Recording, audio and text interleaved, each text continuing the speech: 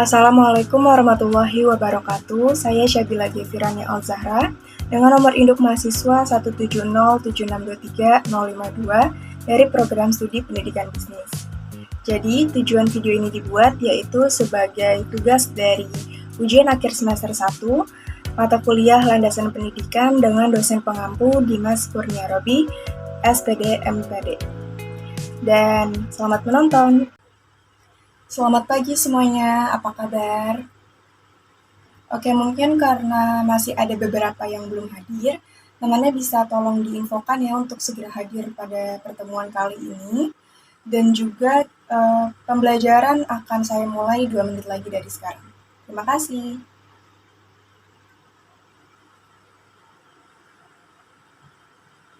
Oke, baik, karena udah hampir semuanya hadir ya. Langsung saja saya mulai. Sebelum pembelajaran dimulai, saya ingin mengingatkan seperti biasa bahwa belajar dengan saya nggak perlu tegang, nggak perlu takut, nggak perlu terlalu yang gimana-gimana, santai saja, tapi juga serius ya agar apa yang ilmu saya berikan kepada kalian ini dapat diterima dengan baik, dapat dicerna dengan baik.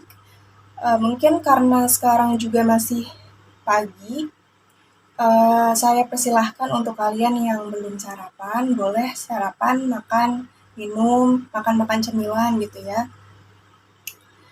Oke, dipersilahkan sambil makan. Dan juga mungkin untuk teman-teman yang belum on kamera, tolong segera on kamera dan duduknya yang rapi ya teman-teman, yang tegak. Oke, tolong on kamera semuanya. Oke, baik, saya mulai ya. Assalamualaikum warahmatullahi wabarakatuh. Jadi di pertemuan kali ini kita akan belajar ada 2 materi, yaitu mengenai konsep dan sistem pajak. Terus yang kedua itu ada kompetitif, monopoli, dan pasar oligopoli. Nah, karena hari ini ada 2 materi, jadi mungkin yang materi kedua pembahasannya akan sedikit lebih cepat, dan mungkin akan dilanjutkan dengan pertemuan selanjutnya kalau misalkan waktunya tidak cukup. Baik, sebelum pembelajaran dimulai, alangkah baiknya kita berdoa terlebih dahulu agar apa yang kita pelajari hari ini dapat tercerna dengan baik. Oke. Berdoa dengan kepercayaan dan keyakinan masing-masing dimulai.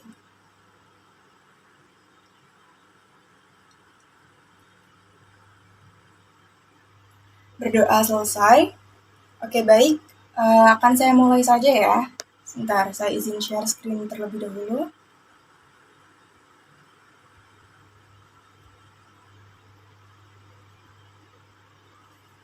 Oke.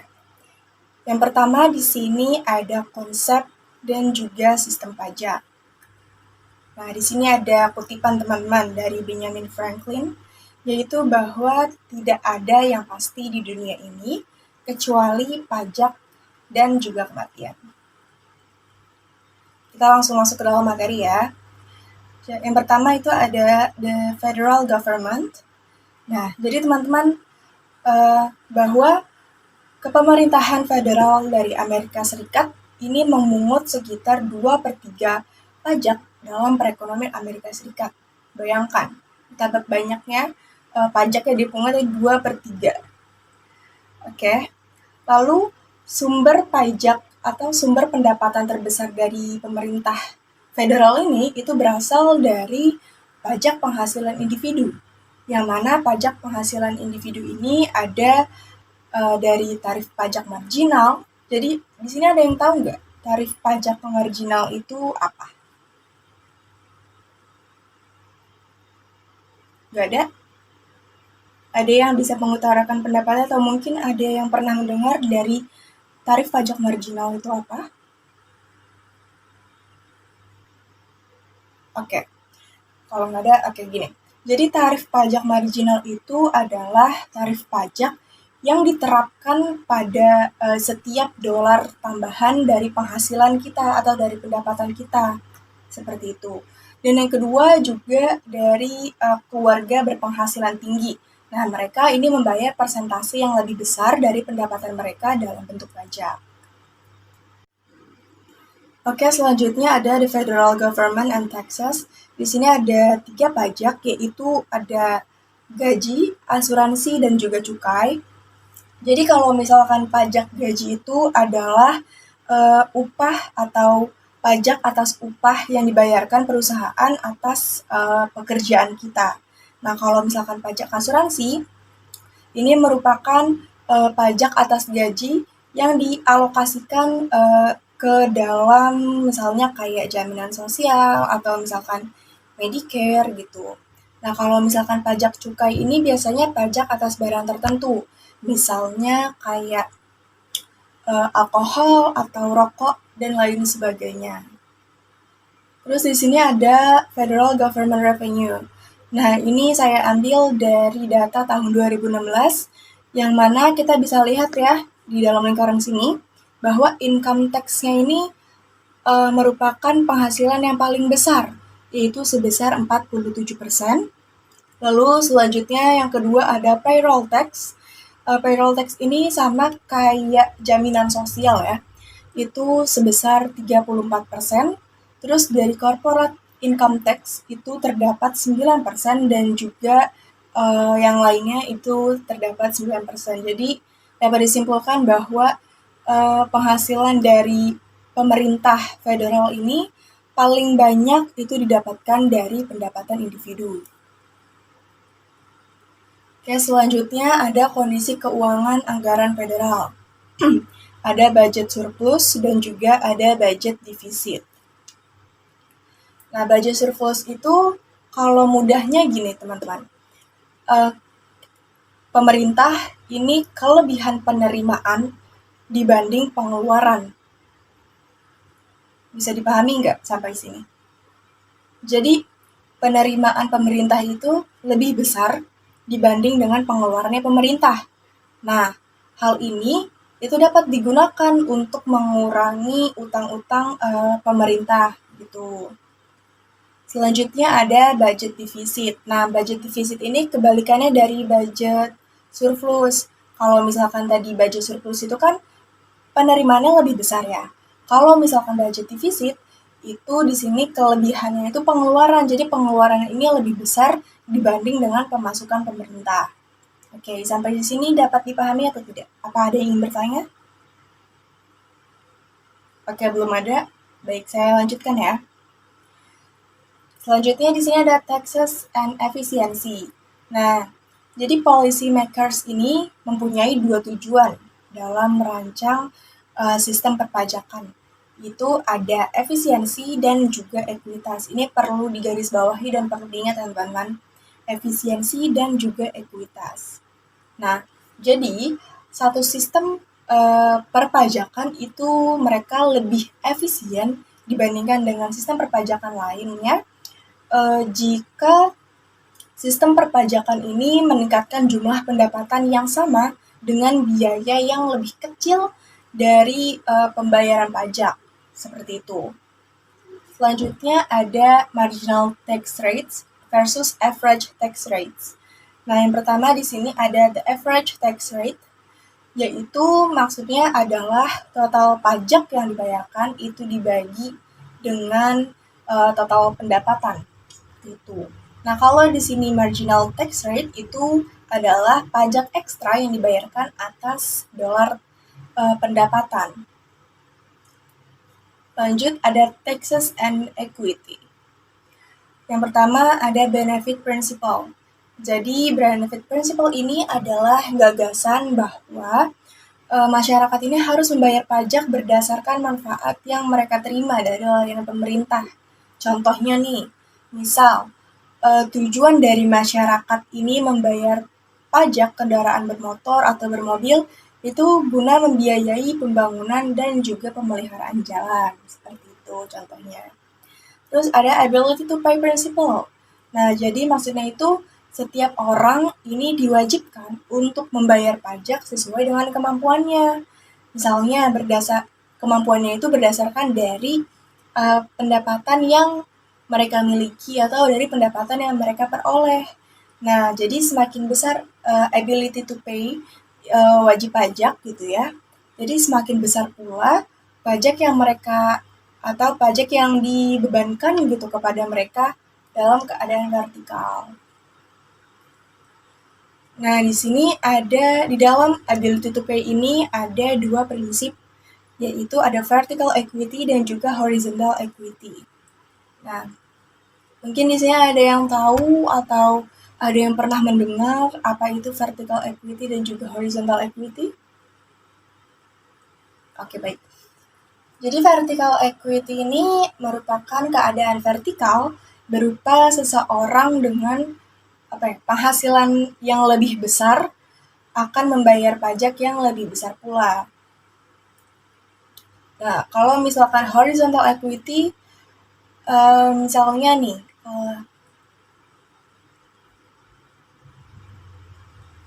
terus kedua ada horizontal equity. Nah, kalau misalkan horizontal equity ini merupakan dua orang dengan penghasilan yang sama, ya, maka jumlah pajak yang dibayarkan pun juga sama. Jadi ada dua orang nih, A dan B. Mereka berpenghasilannya sama.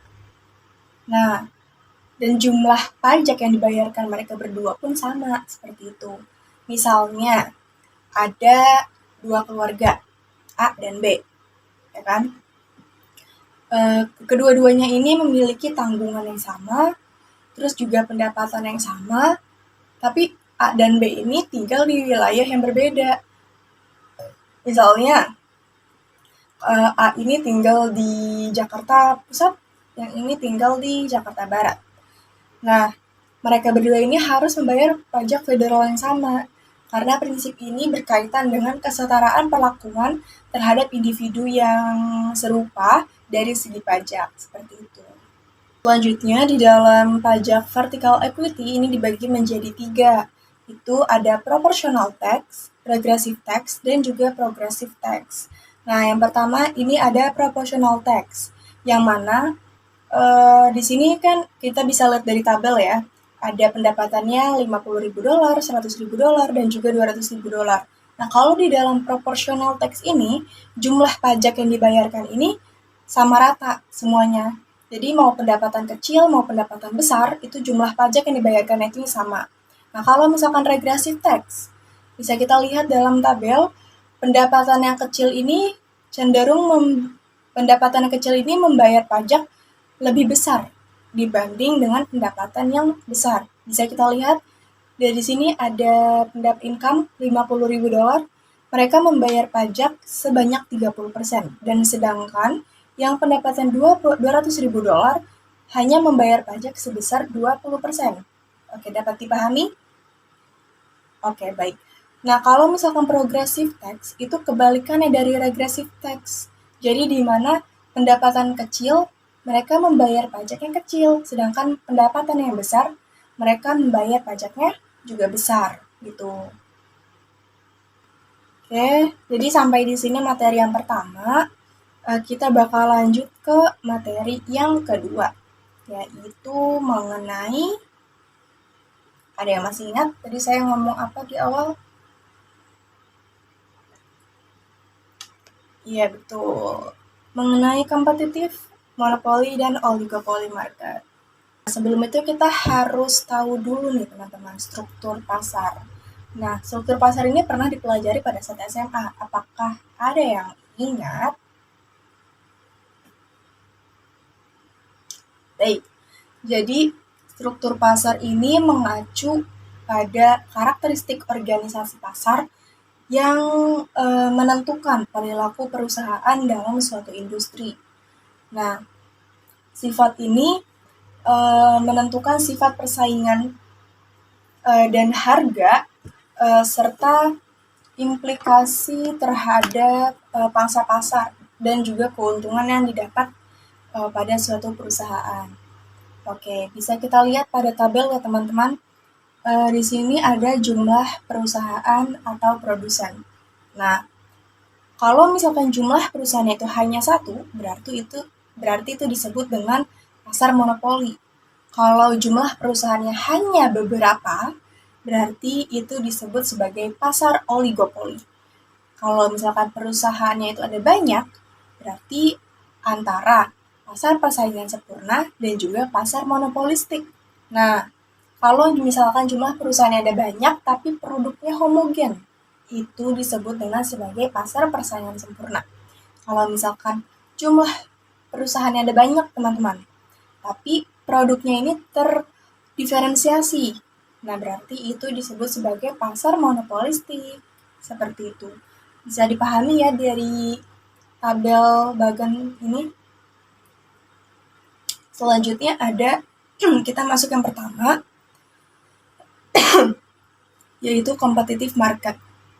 Nah, jadi di dalam pasar persaingan sempurna ini mempunyai ciri-ciri. Yang pertama, ada pembeli, ada banyak pembeli dan penjual di pasar. Dan juga yang kedua, barang yang ditawarkan oleh penjual ini sebagian besar sama. Dan yang ketiga, perusahaan bisa dengan bebas masuk atau keluar pasar. Oke, jadi gini teman-teman. Jadi kalau misalkan competitive market ini kan memiliki banyak pembeli dan juga penjual yang menjual produk yang identik gitu ya. Jadi setiap pembeli dan penjual ini akhirnya mereka merupakan si penerima harga. Penerima harganya ini ditentukan oleh siapa? Penerima harga atau harga ini itu ditentukan oleh pasar seperti itu. Misalnya nih teman-teman, contoh yang paling umum, pasar kompetitif ini biasanya perdagangan beras. Beras ini kan merupakan kebutuhan pokok ya bagi masyarakat Indonesia. Nah, jadi banyaknya penjual beras dan juga pembeli beras gitu ya. Nah, masing-masing ini dari mereka nggak memiliki kekuasaan untuk mempengaruhi harga dan mereka ini hanya menjadi pengikut harga yang ada di pasar gitu. Selanjutnya di sini ada the revenue of competitive market. Nah, pertama ada total revenue teman-teman. Total revenue itu untuk sebuah perusahaan merupakan price dikali quantity. Jadi di sini ada rumusnya teman-teman. TR sama dengan P dikali Q. TR ini merupakan total revenue, P ini merupakan price, dan Q ini merupakan quantity. Nah, total revenue ini sebanding dengan jumlah output. Misal, saya menjual produk, kerudung misalnya. Saya menjual kerudung ini dengan harga satuan ya, itu sebesar Rp20.000. Dan di hari ini, saya menjual sebanyak 10 kerudung. Dan dari ke-10-10-nya ini terjual habis. Berarti total revenue atau total pendapatan saya ini ada berapa? 200.000 ya, betul sekali. Terima kasih atas jawabannya. Ya, jadi total pendapatan saya hari ini ada 200.000 dari penjualan berapa kerudung? 10 kerudung dengan harga 20.000. Seperti itu. Selanjutnya ada average revenue. Nah, average revenue ini merupakan total revenue dibagi dengan quantity. Oke, tadi total revenue yang saya dapatkan itu berapa? 200.000. 200.000 dibagi dengan quantity. Quantity tadi, kuantitas yang saya jual tadi kan ada 10. Berarti 200.000 dibagi dengan 10, 20.000. Nah, jadi average revenue ini memberitahu kepada kita bahwa berapa banyak pendapatan yang diterima oleh sebuah perusahaan untuk unit yang terjual. Seperti itu. Dapat dipahami? Oke, baik. Selanjutnya di sini ada marginal revenue. Marginal revenue ini merupakan delta TR, ini rumusnya teman-teman, delta TR dibagi dengan delta Q. Jadi marginal revenue ini merupakan perubahan total pendapatan dari tambahan unit yang terjual bagi perusahaan kompetitif. Nah, kalau misalkan dalam perusahaan kompetitif itu marginal revenue-nya ini sama dengan price gitu. Selanjutnya ada monopoly market. Nah, tadi di pasar competitive market ini, mereka itu kan sebagai penerima harga ya, penerima harga yang sudah ditentukan oleh pasar. Kalau misalkan monopoli market ini merupakan perusahaan yang mereka ini adalah si pembuat harga. Jadi harga yang mereka tentukan ini tidak ditentukan oleh pasar seperti itu. Nah, sebuah perusahaan dianggap sebagai perusahaan monopoli itu jika satu-satunya penjual produknya dan juga produknya tidak memiliki pengganti yang dekat atau close substitute. Misalnya perusahaan monopoli itu kayak PLN, pembangkit listrik, sebagai penyedia listrik, terus juga ada PDAM, perusahaan daerah air minum, sebagai penyedia air bersih, terus juga ada yang tahu selanjutnya apa? Ya, perusahaan monopoli. Ya, betul. PT Kereta Api Indonesia. Ada lagi yang tahu mungkin? Ya, betul sekali. Terima kasih. PT Pertamina, misalnya sebagai penyedia bahan bakar seperti itu. Nah, kenapa monopoli timbul? Jadi, penyebab mendasar dari monopoli timbul ini itu adalah karena hambatan masuk. Nah, hambatan masuk ini ada 3 sumber, teman-teman. Ada sumber, ada kepemilikan sumber daya utama. Jadi, perusahaan monopoli ini memiliki kekuasaan untuk mengendalikan sumber daya ekonomi dan juga sarana produksi. Terus yang kedua, ada pemerintah memberikan hal eksklusif kepada satu perusahaan untuk memproduksi suatu barang. Nah, ini kebijakan pemerintah, teman-teman.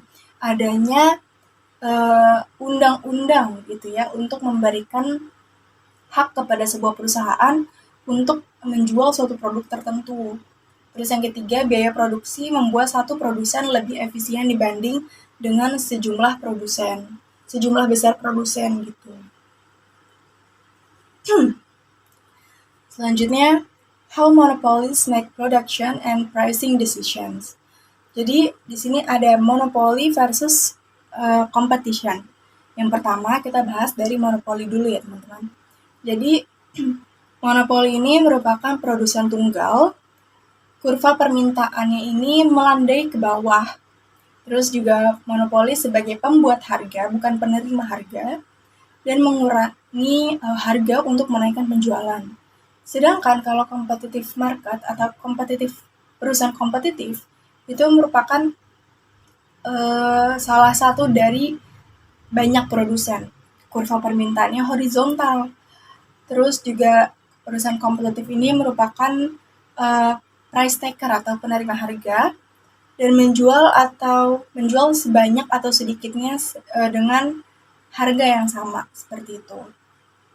Nah, selanjutnya kita masuk ke dalam monopolis revenue. Di sini rumusnya hampir sama kayak yang pertama tadi. Ada total revenue, yaitu TR sama dengan price dikali dengan quantity. Average revenue, ada yang masih ingat? Ya, total revenue dibagi dengan quantity. Marginal revenue ada yang masih ingat? Boleh raise hand atau open mic. Ya, oke, terima kasih. Ya, betul sekali, marginal revenue adalah delta TR dibagi dengan delta Q. Oke, ini ada tabel, teman-teman. Di sini terdapat quantity of water, price, total revenue, average revenue, dan marginal revenue. Nah, dari sini kuantitasnya ada 1, 2, 3, 4, 5, 6, 7. Masih sama tentang galon. Terus ada harganya bervariasi. Terus kita cari total revenue-nya dulu, teman-teman. Nah, kalau misalkan 0 galon, dengan harga $11, berarti total revenue-nya price dikali quantity sama dengan 0. Terus juga selanjutnya ya tinggal dikali price dikali quantity.